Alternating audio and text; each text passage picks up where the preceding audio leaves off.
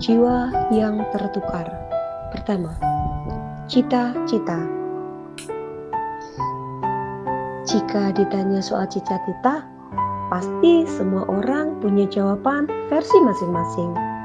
Pertanyaan soal cita-cita mungkin bisa dijawab dengan mudah oleh bocah 10 tahun. Tapi lain jika pertanyaan tentang cita-cita diajukan pada seorang pemuda 23 tahun yang tengah tersesat dalam mencari jati diri. Namanya Biru.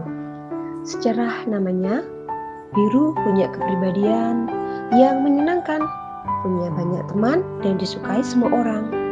Biru adalah mahasiswa aktif semester 6 yang sebentar lagi akan melalui masa skripsinya. Gaya bicaranya yang lemah lembut membuat para gadis nyaman bicara dan berteman dengannya. Bagi seorang pemuda normal seperti Biru, tentu ia bersyukur akan hal itu. Membuatnya tidak pernah kesepian saat menghabiskan waktu istirahat. Biru biasa duduk di gazebo bersama dengan beberapa teman gadisnya. Seorang gadis berkerudung pastel yang duduk di depannya dari tadi menatap Biru dengan seksama, menantikan semua ucapan yang akan keluar dari mulut Biru. Ayo Ru, jawab, cita-cita kamu apa? Jadi guru SD. Terlalu umum, ganti. Semua pasang mata seketika menuju ke arah Insa, si gadis berkerudung pastel.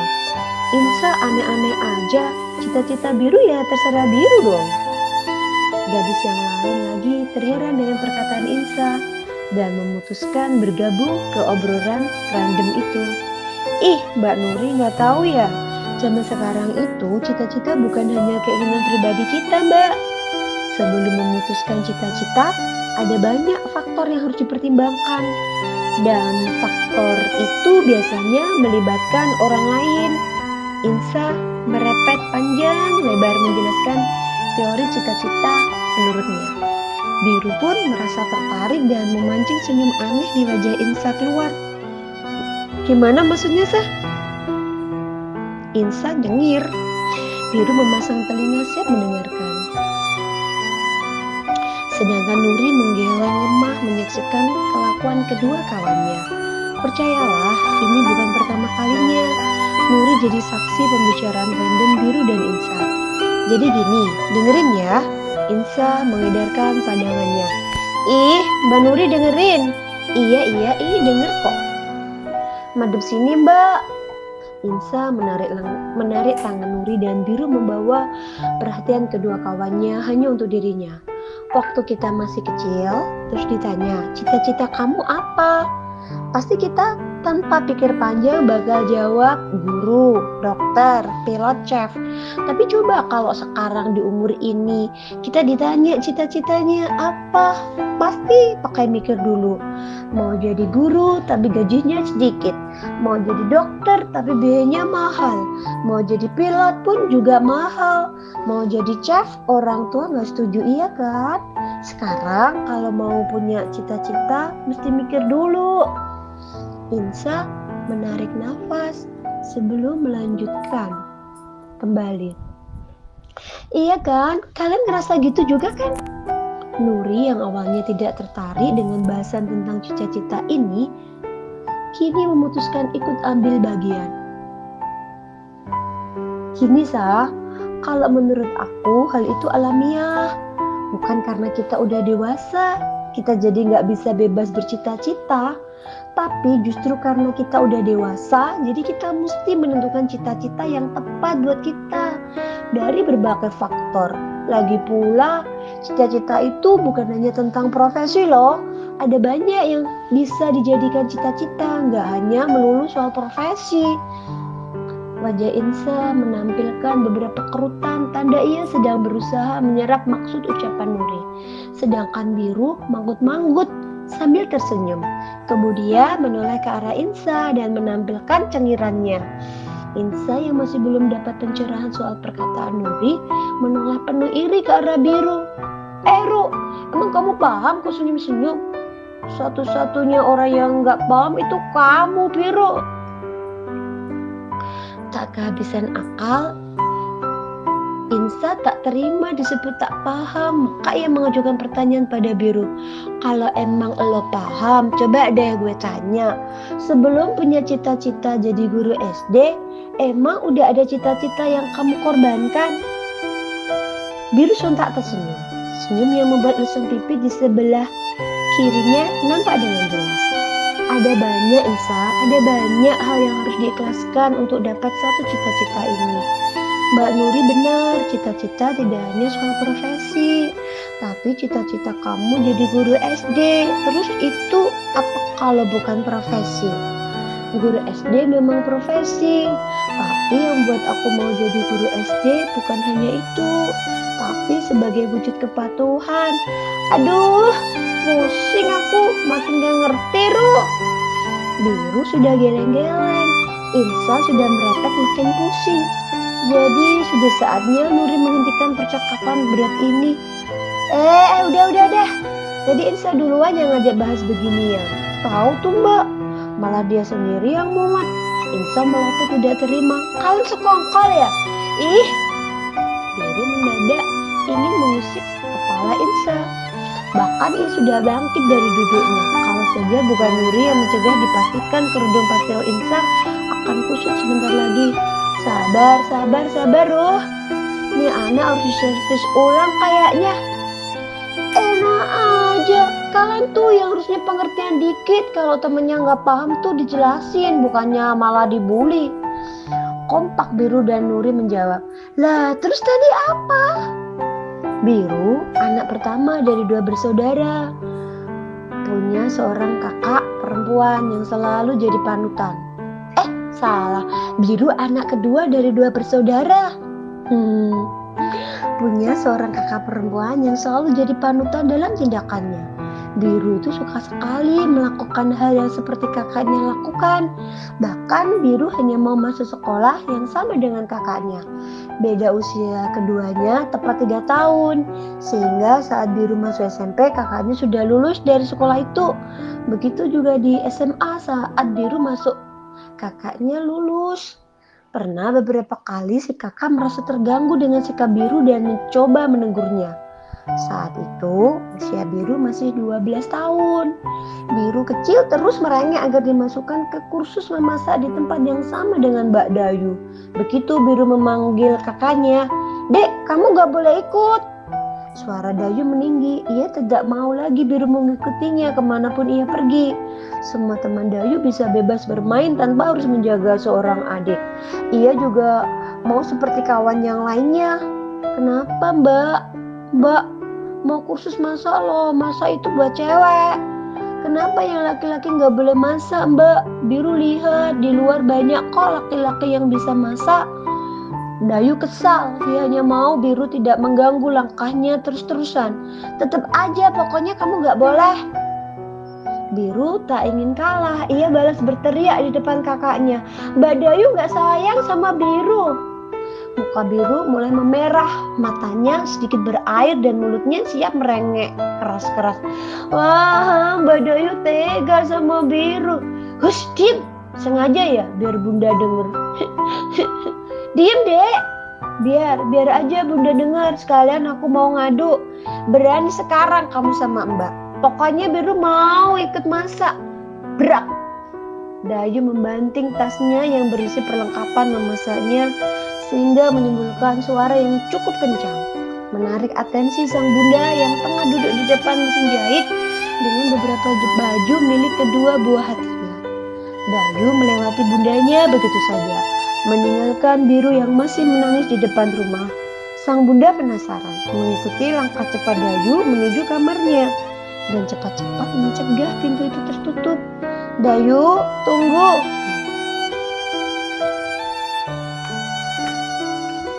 Sang Bunda menahan pintu itu dengan kedua tangannya. Di balik pintu ada Dayu dengan muka merah, menahan marah. Buka ya nak, Bunda mau ngomong.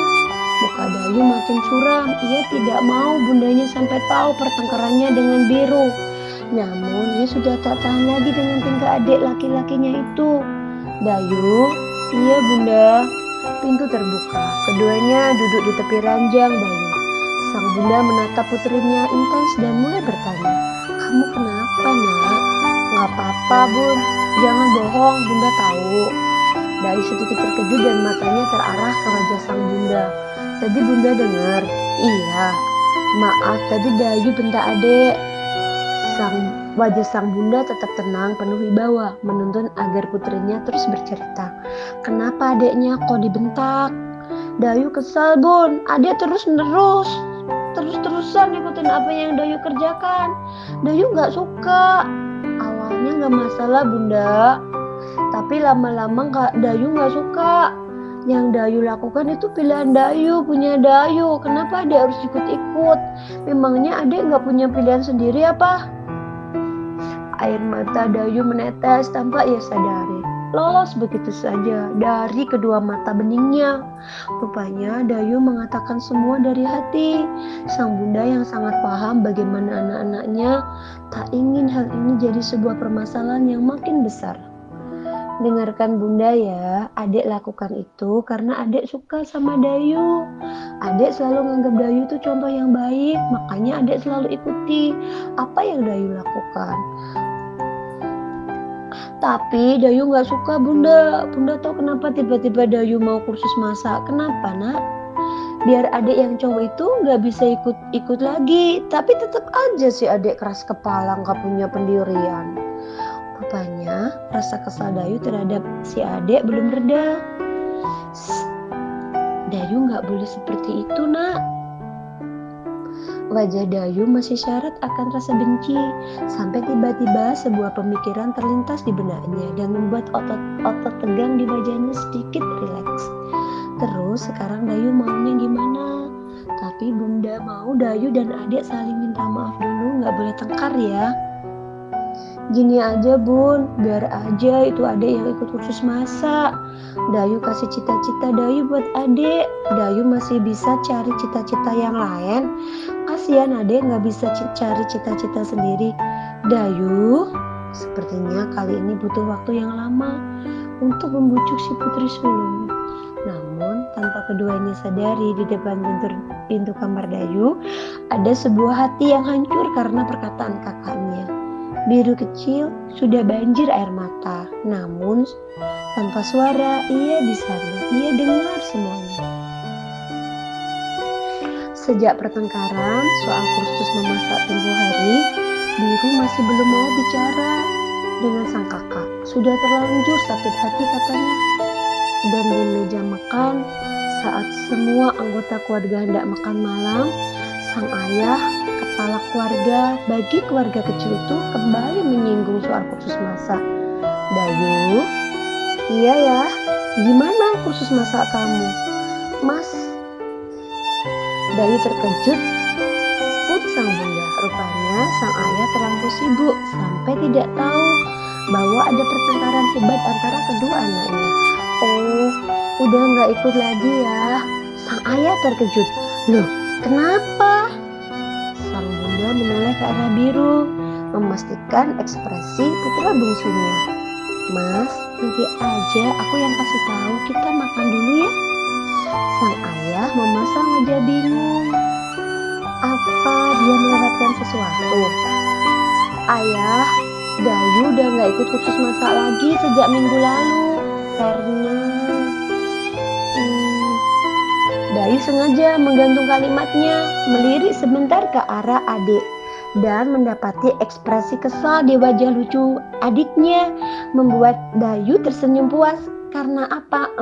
Karena ting, terdengar suara sendok yang jatuh dan menghantam lantai, berasal dari meja ujung tempat Biru duduk. Semua atensi tertuju padanya. "Ayah, mulai besok Biru mau kursus sepak bola." Bermain sepak bola dan anak laki-laki sepertinya sudah jadi hal sepakat yang cocok. Begitu juga bagi Biru. Setelah ia memutuskan meneladani hobinya bermain bola, kini ia merasa sepak bola adalah impiannya. Setiap hari Biru makin giat dalam berlatih.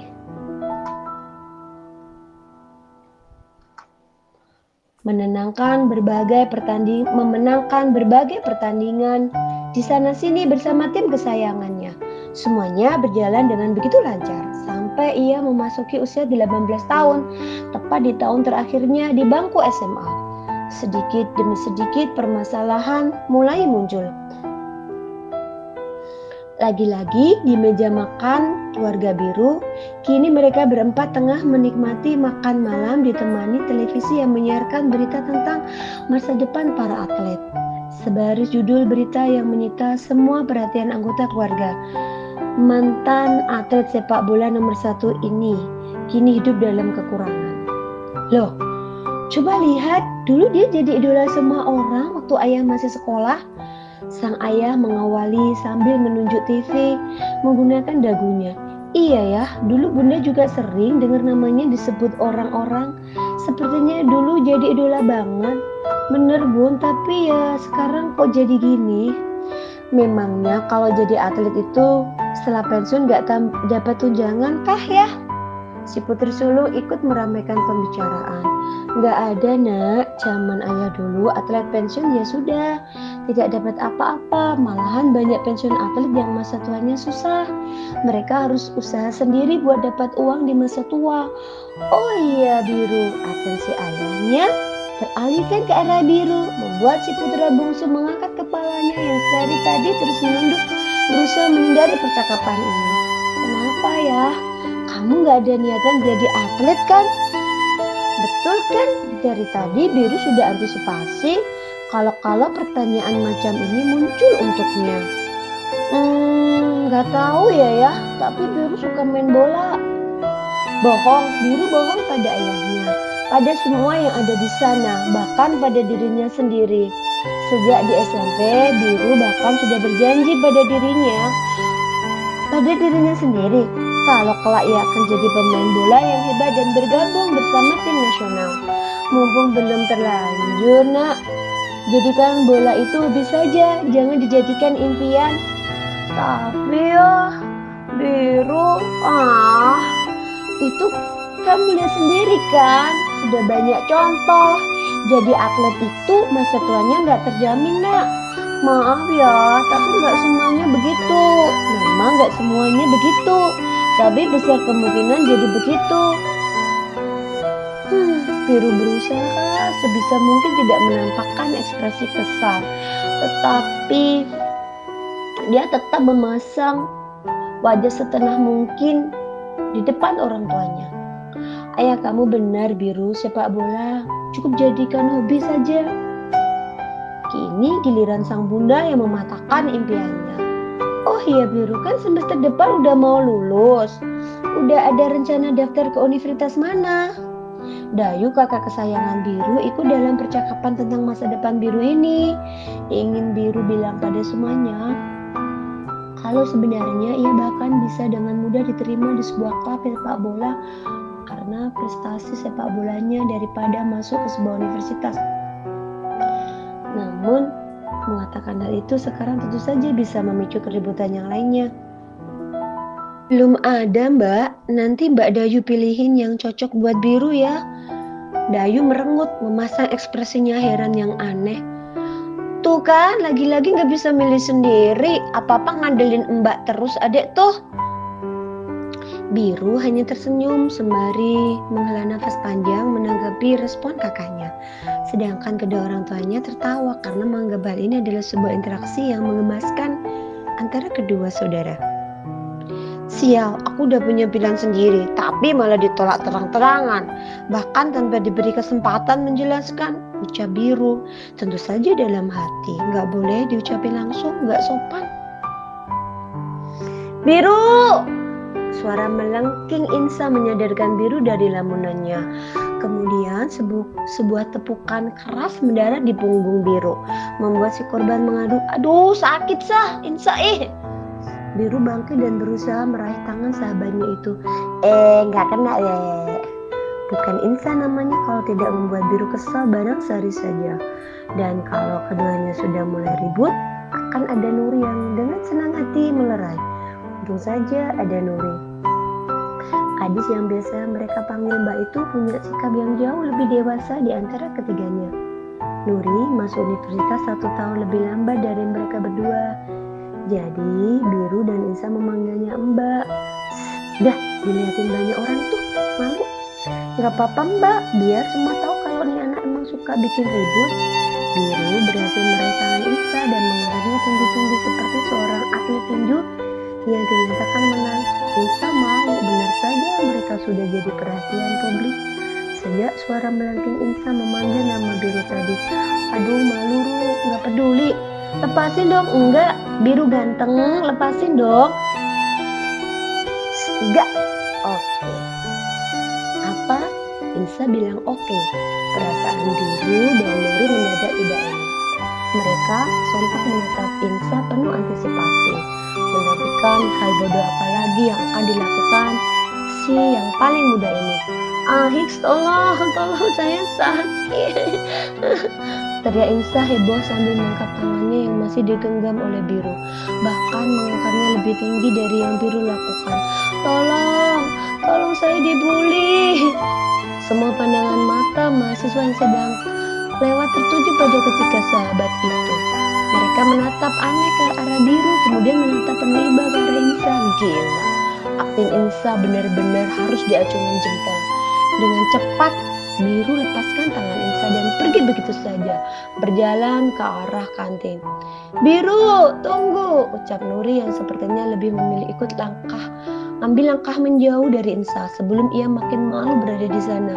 Woi Biru, Mbak, tungguin.